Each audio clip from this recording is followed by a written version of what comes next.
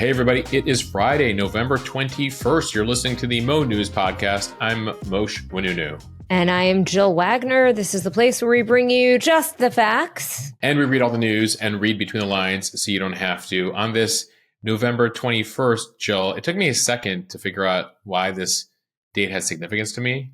And I just realized it. It's my half birthday. Are you a half birthday person?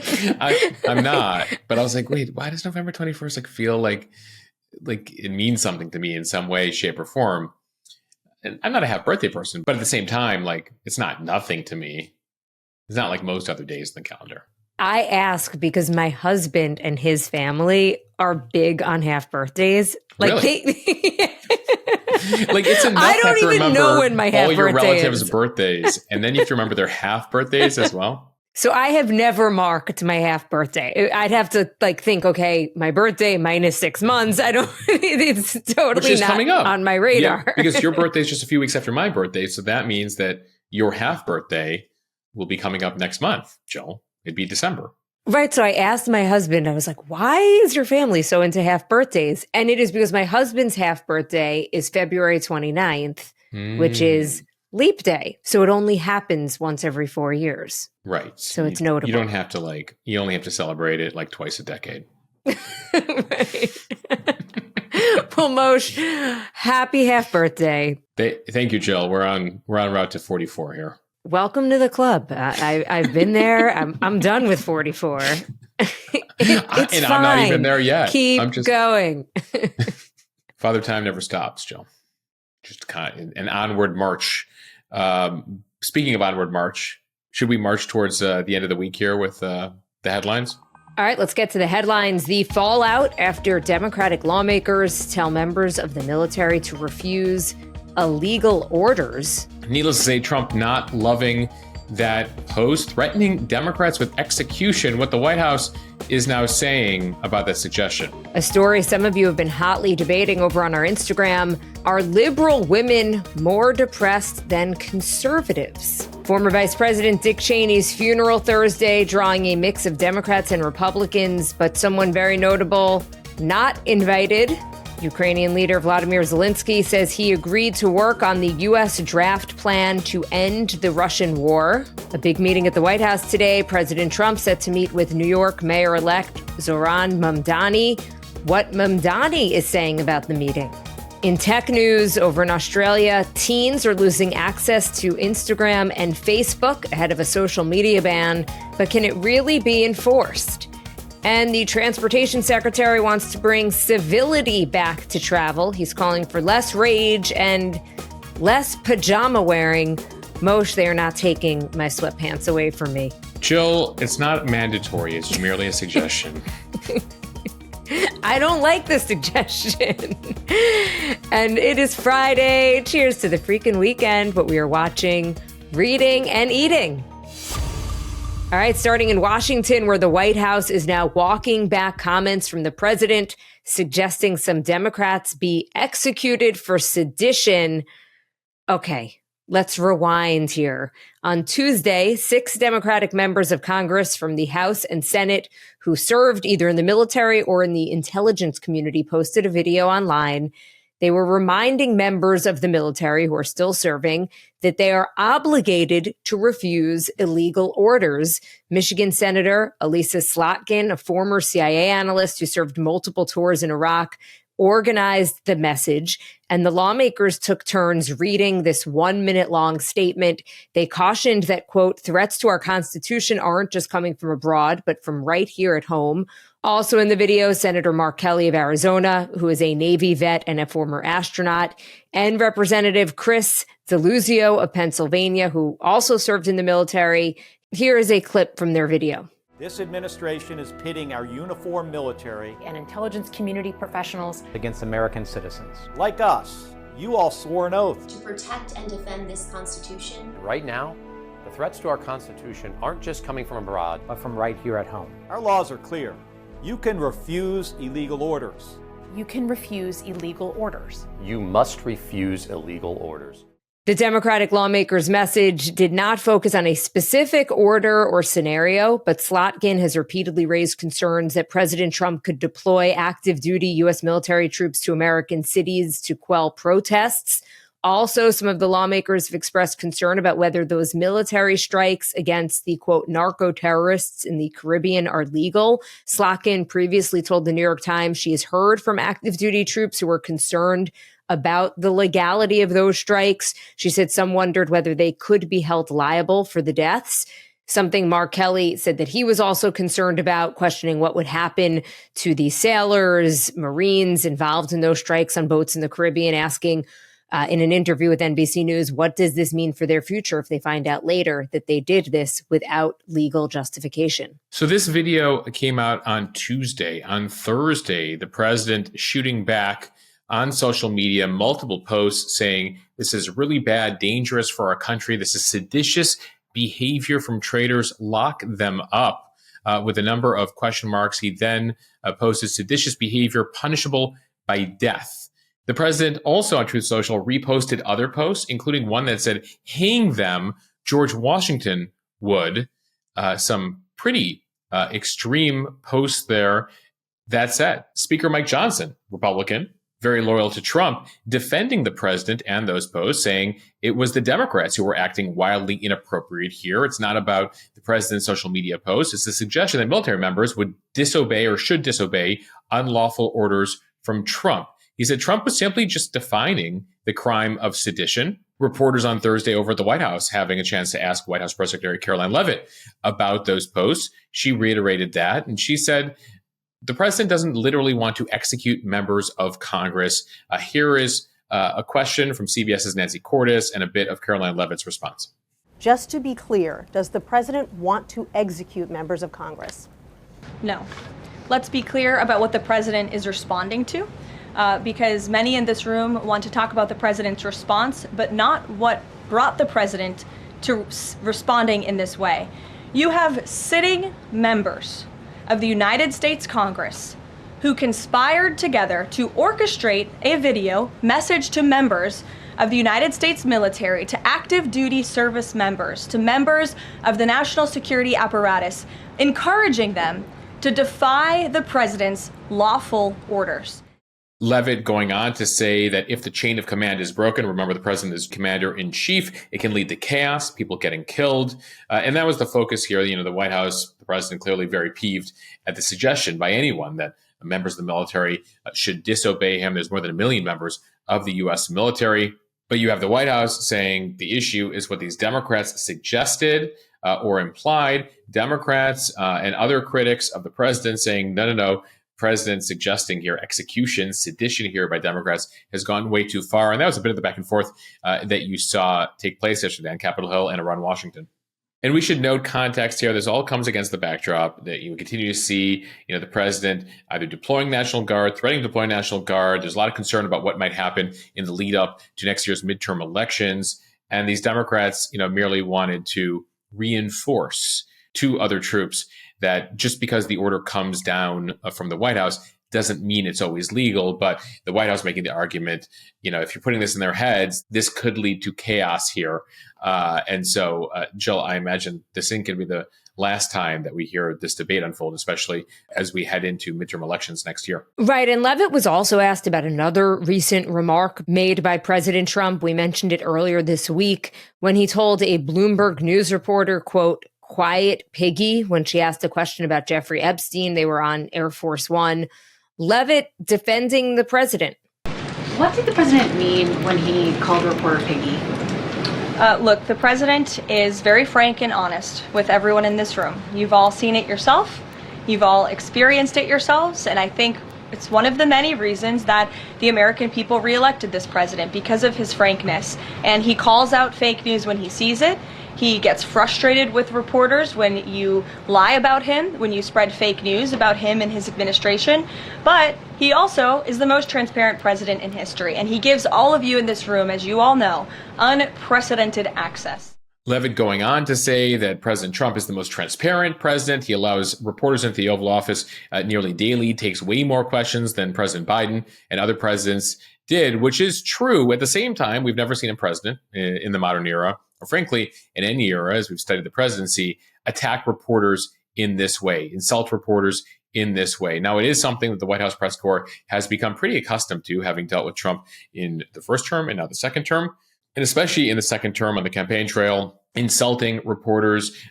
Jill, I remember being at campaign rallies where, he would turn to the media, criticize us as the enemy of the state. Then people would turn around and shout at us, shout obscenities at us. So this is something that the media, again, has become accustomed to over the last decade here. At the same time, in private, after criticizing the media and dressing them down in public on live television, he will call us. He will want to gossip about things. He will want to provide exclusive information. He'll be curious about various things. He'll answer questions. And so you see this play out continually in public and then in private. And even in public, as we noted in yesterday's podcast, he'll criticize the reporter, as he did also ABC News' Mary Bruce at the Oval Office 2 days ago. And then after insulting her for like 90 seconds, he'll be like, okay, now I'll answer your question. So, this continues. Clearly it's a strategy to try to temper the way the media covers him or ask critical questions. It hasn't effectively worked, right? The media coverage continues to be pretty critical of the president. If you peruse any major website these days, NewYorkTimes.com, CNN.com, ABCNews.com, etc., they continue to, challenge the president, challenge the White House here. At the same time, this is the way that the president interacts with the media. And we still got about 3 years to go. Okay, now to a story getting a ton of reaction over on our Instagram account. Some recent studies being talked about in newsletters and podcasts show that liberals, particularly female liberals, are more depressed than conservatives. A major 2022 paper found that liberal teenagers, especially girls, scored a lot higher when it comes to depressive symptoms, and the gap has grown over time. Liberal journalist Derek Thompson wrote a new piece in his newsletter examining these studies and some new research that complicates the old narrative. So researchers have long debated why liberals, both women and men, report worse mental health than conservatives. Some point to personality and lifestyle differences. Thompson looked at an analysis from Baylor Religious Survey. It found that identity politics was strongly correlated with lower well-being. So he wrote, quote, perhaps for liberal women whose politics revolve around identifying injustice, the smartphone era has meant living inside a near constant reminder of the world's unfairness. And the result is a heightened vulnerability to anxiety and depression. While conservative communities can offer psychological buffers like religion and marriage, But some new studies add some nuance to this. An experiment done at Tufts University asked people to rate either their mental health or their mood. Conservatives rated their mental health very highly, but when asked about mood, they actually reported slightly worse moods than liberals. So this suggests that both groups may experience similar levels of distress, but they just express it differently. That study concluded that conservatives often externalize through anger and mistrust, and liberals internalize through anxiety and self-criticism. Either way, Moshe, all pretty fascinating. Yeah, it's fascinating to watch these trend lines play out. And these are trend lines, Jill, that go back nearly 20 years. They were tracing starting in 2005, 2006. And then some of these charts, including in that Derek Thompson newsletter, you start to see a change around 2012-ish. So Obama is still president. Roe v. Wade is still the law of the land for at least 10 more years. Donald Trump is still several years away from going down the escalator and becoming president. So, for those of you who push back, well, it's the Trump era, and so liberals are upset for a variety of reasons. This traces back further. And that's something that actually researcher and social psychologist Jonathan Haidt has been looking into. He did an interview recently with Barry Weiss of the Free Press that's gotten a lot of play online. We reposted on Instagram in the last day. Here's a bit of what Jonathan Haidt had to say about this. Girls spend a lot more time on social media than boys. Liberal girls spend a lot more time than conservative girls. That didn't used to be the case, but as we get into the 2010s, when everything gets so politicized, we get into the Great Awakening, we get into the polarization, the illiberalism that is, that you and I have really been, writing about and talking about for a long time.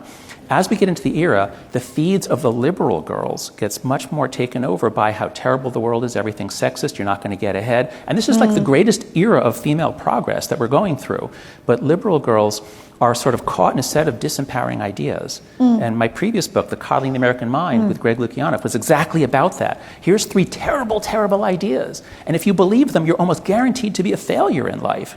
It's what doesn't kill you makes you weaker. Always trust your feelings. And life is a battle between good people and evil people. And for liberal girls, a lot of them got sucked into that kind of mindset. And it happened on Tumblr in 2013. Now, a reminder, Jonathan Haidt, he's been on this podcast out of his book, Anxious Generation. He's also written The Coddling of the American Mind, which dives into this specifically. And this change we saw with social media, with Tumblr around 2012, around 2013, you heard a bit of it there. One thing that Haidt has concluded is that for conservatives especially, religion roots you and grounds you in a certain way. And so that's something that he's noted that his sort of, for both men and women, girls and boys at a young age, has led to less depression, less issues, at least again when it comes to the religious communities that he's studied. Now, there are a lot of various theories on this, a lot of reactions that we've been getting on our Instagram page. And it comes, Jill, is there's a new Gallup poll out that caught our attention this week. It shows that younger American women, a group that leans very Democratic, in fact, the most Democratic leaning political group in the country, say an increasing amount, say they want to leave the U.S. permanently. 40% of women aged 15 to 44 say they would move abroad if they could. That is 4 times the number from just a decade ago. So again, nearly half of all women under the age of 44 say, yeah, I'd leave this country right now. Now, that's not surprising, especially in light of the last couple of years. They found this group experienced the steepest drop in confidence in U.S. institutions like the government, like the Supreme Court. Again, a very liberal group.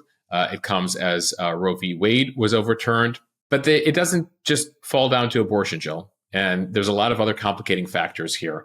And it was very interesting to see the hundreds and hundreds of messages, as many as I could get to, on our Instagram account reacting to this, including one psychologist in the MONEWS community who wrote in saying they see the same thing with their liberal clients, that they're much more focused on self-criticism, that they feel they can't enjoy the world because of all the things they see happening in the world out there, whether it's war or climate change or all these things. And they see particularly around liberal clients, but not so much around conservatives who go seek therapy. At the same time, we heard from a lot of Democrats, including a lot of liberal women who are like, well, no shit, Moshe. We are upset right now, given what we see out there. They said we have more empathy than others for the world, and we internalize it. We don't just focus on our local communities and local families. We are worldly in this way, and that is what makes us very upset. So it was very interesting how the reactions to this really ran the pendulum here, including among self-described liberal women. And this is not to say that your politics make you depressed, right? But it's one layer here of the onion as you peel back and you try to interpret, okay, if you're a liberal woman, what are your other traits associated with that? And then, of course, if you're a liberal man or a conservative woman, what other traits could be potentially impacting all of this? And one notable thing, Jill, in the chart that was cited in that Derek Thompson newsletter and that Jonathan Haidt cited, is basically you go from liberal women who are most prone to depression, then liberal men, then conservative women, then conservative men. So basically conservative men, least depressed, liberal women, most depressed. But it's more about, at least when you look at the charts and the trend lines the last few years, less about gender and more about politics, because liberal men then follow the liberal women.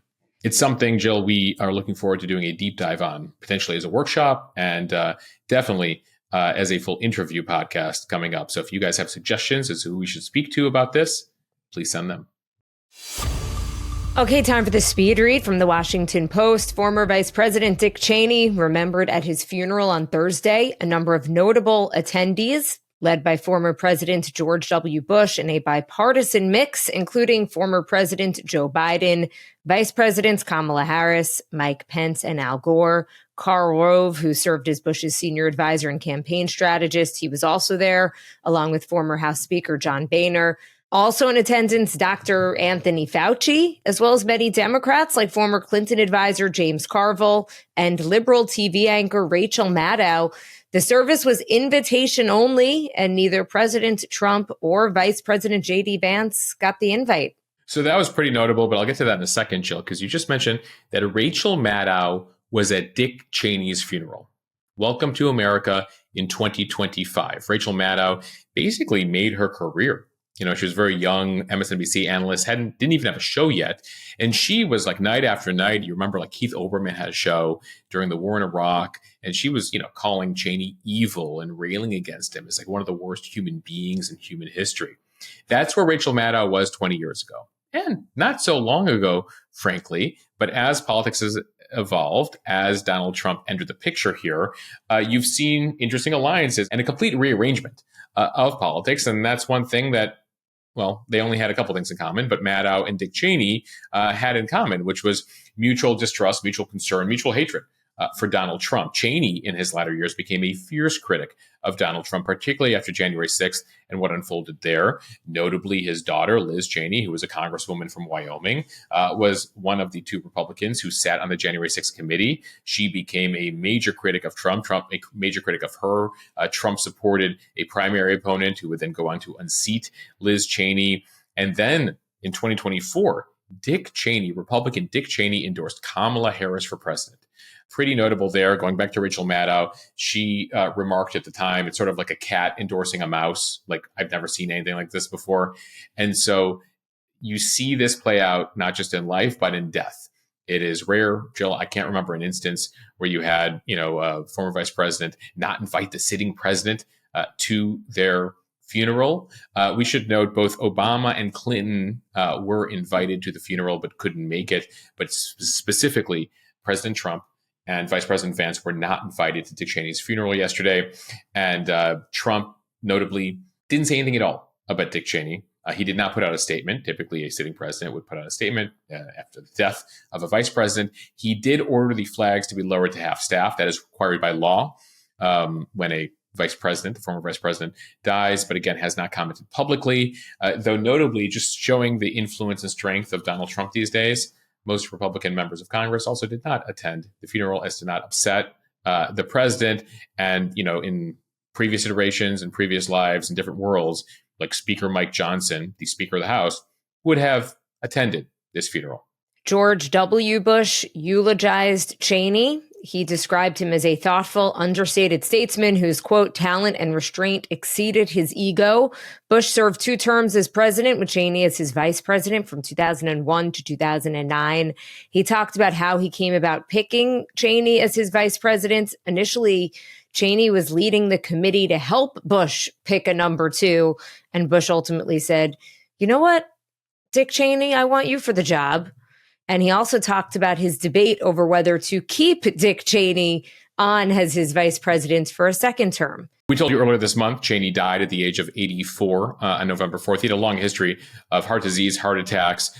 Notably, one of his doctors gave a eulogy yesterday as well at the funeral. He's regarded as, if not the most powerful, influential vice president of all time, up there. But I think you could make the argument that he was, at least there is an argument for J.D. Vance these days, but at the same time, Cheney, one of the most controversial vice presidents in history. Remember, he led the charge after 9/11 in regards to the war on terror, the need to invade Iraq, the push of the intelligence that turned out not to be so accurate about weapons of mass destruction in Iraq.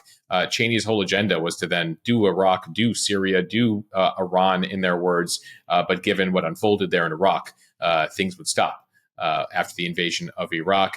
And that's what makes what Bush said about, keeping Dick Cheney in 2004 for re-election, is he realized how controversial Dick Cheney was. But they had a very close relationship that also included Bush's father, because Cheney served initially as Secretary of Defense under Bush's father's presidency. So that relationship went very far back. A quick follow-up on a story that we first mentioned yesterday from Bloomberg. Ukrainian President Vladimir Zelensky said he agreed to work on that peace plan drafted by the United States and Russia. He's expecting to talk to President Trump in the coming days about the proposal. That plan, as we mentioned yesterday, involves a 28-point proposal modeled on the 20-point Gaza ceasefire deal. It includes demands for Ukraine to cede territory in its eastern Donbas region to Russia, including land that Ukraine is currently in control of. Also, it removes sanctions from Russia and it ends some war crimes investigations. So we told you about this plan yesterday. The U.S. has officials both in Ukraine and in Russia. Zelensky in Ukraine facing a lot of pressure from the U.S. to make new concessions here in order to end this war. But he's also dealing with some internal issues there. He's got corruption investigations related to two of his government ministers. There have been a number of issues related to corruption within Ukraine. And his larger concern is, will this be enough to prevent a future Putin invasion if he gives up all the territory he's being asked to give up of his own country? European diplomats remain pretty skeptical of this deal. They say Putin has a long track record here of appearing to accept overtures, but not following through. They believe the only way is to really, create military pressure here for Vladimir Putin in order to end this war. The Kremlin is pushing back against the U.S. targeting two of Russia's largest oil companies. The U.S. Recently announcing that as Trump is becoming increasingly frustrated with Vladimir Putin and how long it's taking him to accept an end to this war. And a story we'll be watching today from CNBC. President Trump is expected to meet with New York City Mayor-elect Zohran Mamdani at the White House. The meeting comes at the request of Mamdani, who is the 34-year-old Democratic socialist who won the election earlier this month to lead America's largest city. Trump had endorsed Mamdani's opponent, Andrew Cuomo, in the general election, saying that Mamdani will destroy the city. Trump had threatened to withhold federal funds from New York if Mamdani won. Trump wrote on Truth Social on Wednesday, the communist mayor of New York City, Zohran Mamdani, has asked for a meeting. We agreed that this meeting will take place on Friday. Further details to follow. Now, Mamdani has done several interviews in the lead up to this meeting today. He says he's ready for anything. I intend to make it clear to President Trump that I will work with him on any agenda that benefits New Yorkers.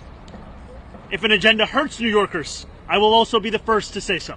Caroline Leavitt over at the White House was asked about the meeting. She says it speaks volumes that the president is willing to meet.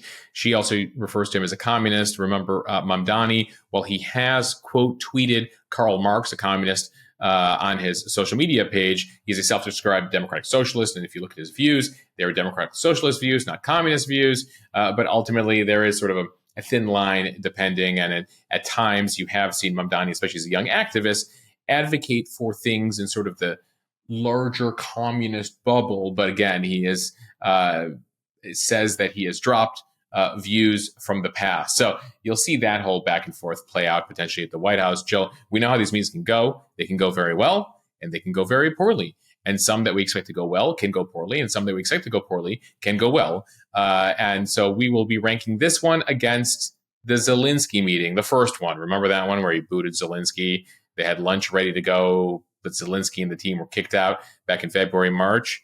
That was also a Friday. This is a Friday. It's been a rough week for President Trump. We've been seeing how things have been playing out with Epstein, et cetera. So fascinating here. You got the 79-year-old president, you got the 34-year-old mayor-elect of New York City. They've said very critical things of each other. At the same time, game respects game. And I think, there's a certain extent to Trump. We've seen this with other leaders where people who fight back against him, he sort of respects them sometimes. And so we'll see how this all plays out. This is going to be really interesting. Right. And if you remember when Mamdani won, when he made his victory speech, he was like, all right, Trump, I know you're listening, turn the volume up and just went after him. So both of these guys definitely felt like they had something to gain politically going after each other. But as you said, game respects game. It's going to be really fascinating to see. Perhaps they might surprise everybody and get along. Jill, it could make a lot of headlines or it could be really boring. I tend to think it'll be the former.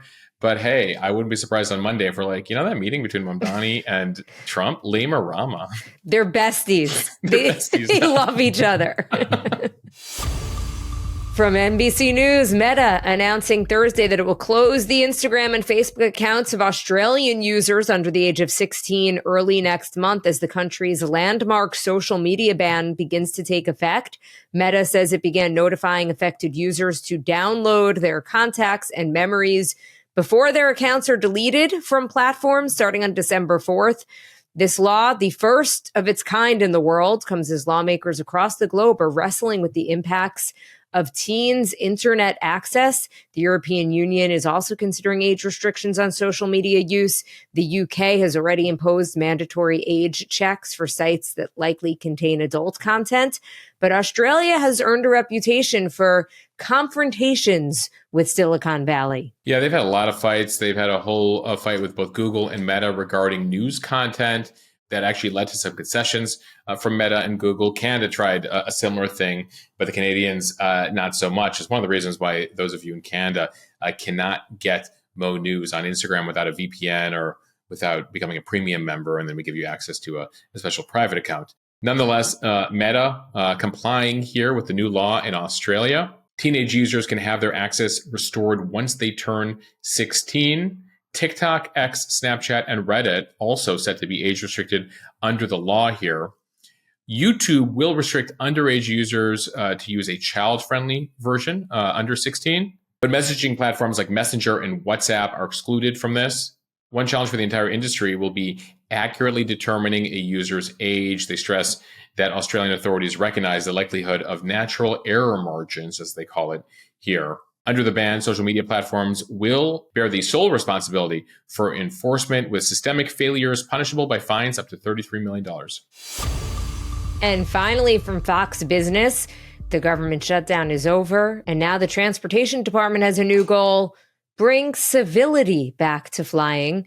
U.S. transportation. Bring civility back to everything, Jill.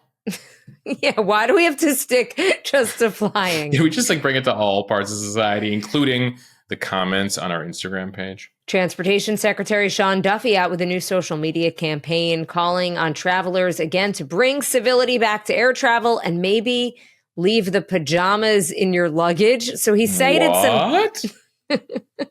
He cited some data. There has been a 400% increase in outbursts on planes since 2019. 1 in 5 flight attendants report experiencing physical incidents. Unruly passenger events have doubled since 2019. So he is calling on travelers to be courteous to your fellow passengers, say please and thank you to your flight crews, dress with respect, and lend a hand to those who could use it. Here is what he told Fox Business. What happens at the gate? And again, are people nice to the gate agents? What happens with some of the brawls we've seen at baggage claim? People behaving well on the airplane. Be nice, say please, say thank you. Bringing civility back, I think, enhances the travel experience for everybody. And so sometimes you just have to ask people, hey, let's maybe go back to an era where we didn't wear our pajamas to the airport. We actually might dress up a little bit. And if someone needs help putting their luggage up in the overhead bin, help them out. So Moshe, I am all for civility at the airport. I am all for anyone helping me put my heavy bag into the overhead bin. But I'm also all about comfort, meaning I am wearing my sweats, aka pajamas, if I am traveling. What do you think? I get where he's coming from, right? I'm going to be devil's advocate. Like, if you're dressed more formally or you're dressed to the nines, you might behave differently than being dressed in casual gear and your pajamas. That might lead to this, and I totally get that.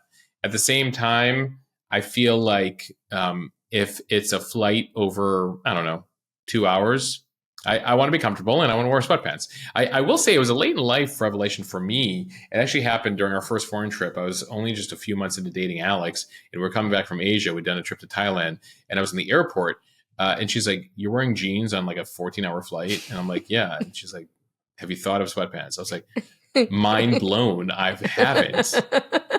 And so I was like in my late 30s when I realized I didn't have to wear jeans on a flight, and I don't think I want to go back. So Moshe, while I always appreciate your political analysis, I happen to think one of my favorite things you've said. We were on our morning meeting Thursday discussing this story, and Sam, one of our producers, was saying that his grandmother always talks about this dressing up for the airport.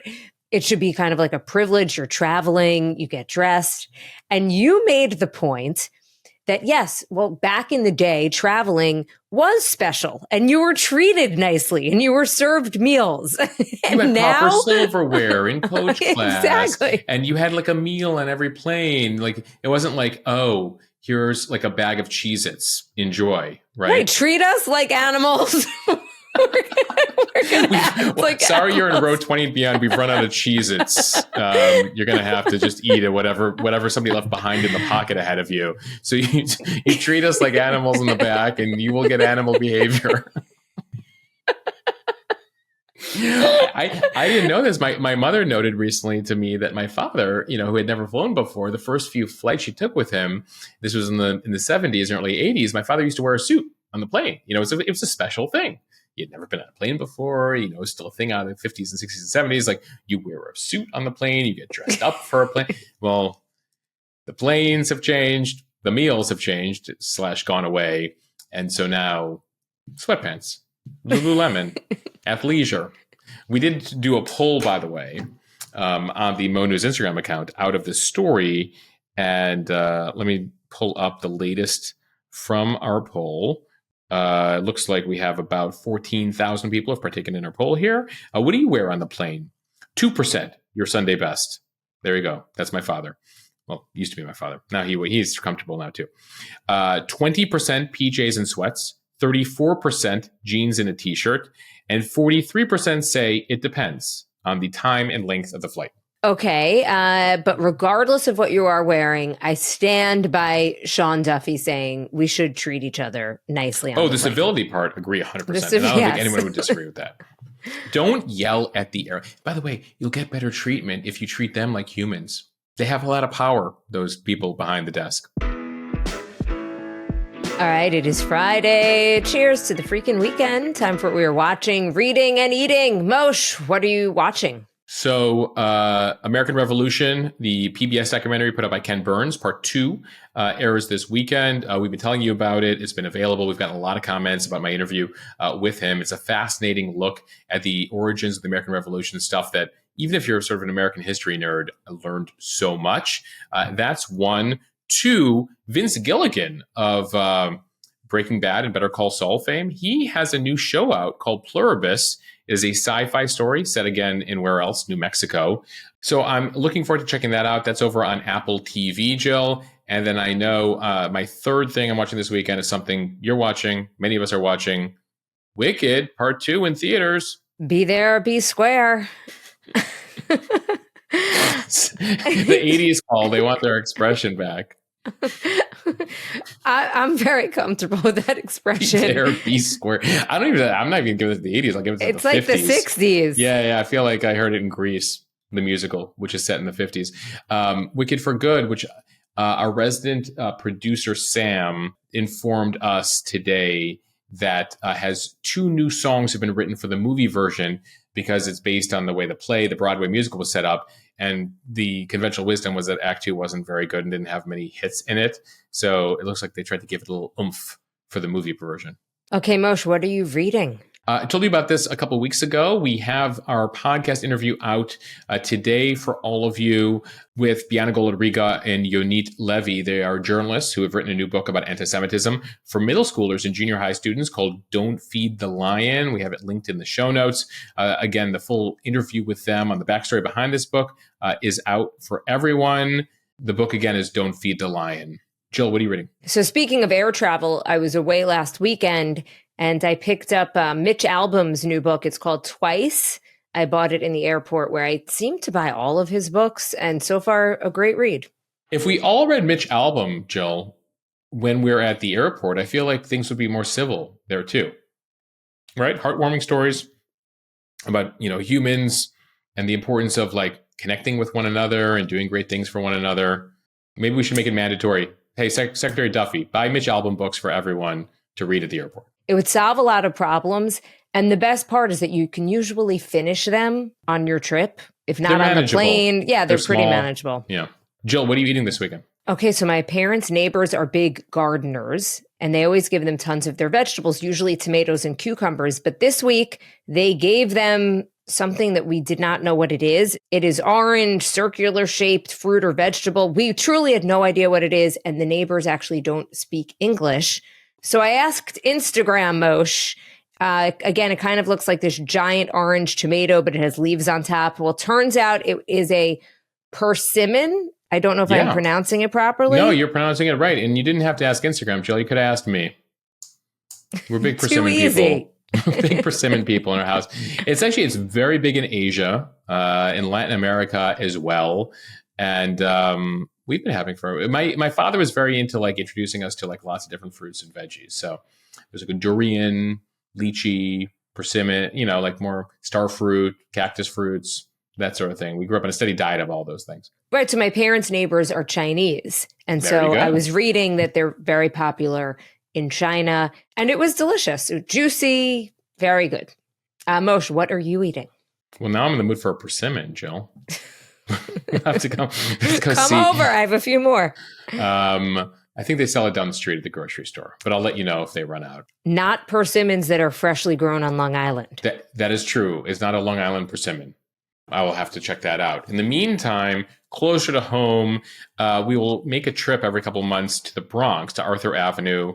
Alex, my wife, is like very into all the Italian food there, picking up fresh pastas and pastries and cheeses. And so we have a whole bunch of pastries from Madonia Bakery on Arthur Avenue in the Bronx. If you're ever in New York City, if you live in New York City, if you go check out Arthur Avenue. Some really great, authentic Italian food and some great pastries. All right, everybody. Thanks for listening to the MONEWS podcast on this Friday. If you like what you hear, please share this with your friends. It will help us grow. Follow us, subscribe so you don't miss an episode, and review us in the App Store. The reviews really do help. And consider joining MONEWS Premium. It's a way to support us. We actually have a special Black Friday sale, Jill, that begins today. The code is THANKS, and you get 30% off an annual membership that goes for both renewals as well as new annual members. You'll be hearing more about the sale in the coming days on all of our platforms, but it's a way to get MONEWS Premium, get weekend coverage, get workshops, get our weekly AMA podcast, get your questions answered, access the live events that Jill and I are now hosting, especially after this week's big event. We have a Slack channel. We do cooking. We do so much stuff. You've been missing out. We do everything. We do it all. Everything. And now you're getting 30% off. Get there now. As Jill just said, be there or be square. It's the new MONEWS Premium motto. MONEWS Premium. Be there or be square. Mo.news/premium. The code is THANKS. All right. Bye, everyone. Later.